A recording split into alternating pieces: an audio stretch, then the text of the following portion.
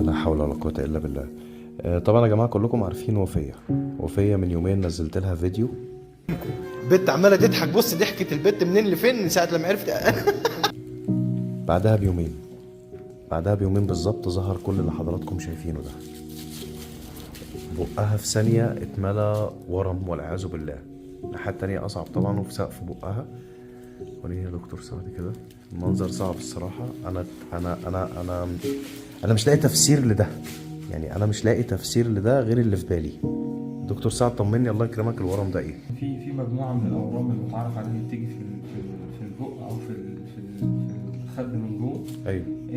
في منها الحميد وفي منها الخبيث، يعني أتمنى من ربنا إن شاء الله ده هيكون النوع الحميد يعني.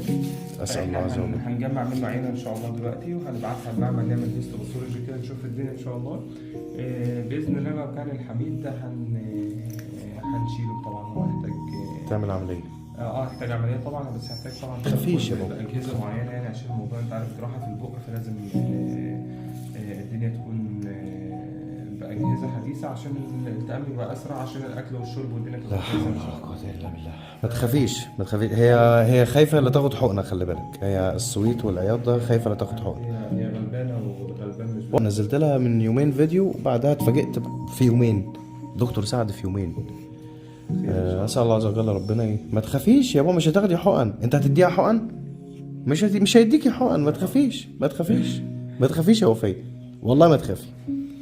مش هعرف اسفرها القاهره دلوقتي خالص، يعني انا عارف ان هي الحاله تبع عياده البانوراما، بس الموضوع صعب. مفيش مشكله هنا، وبنرام واحد ان شاء الله يعني. ربنا يخليك يا دكتور سعد. وربنا كريم ان شاء الله.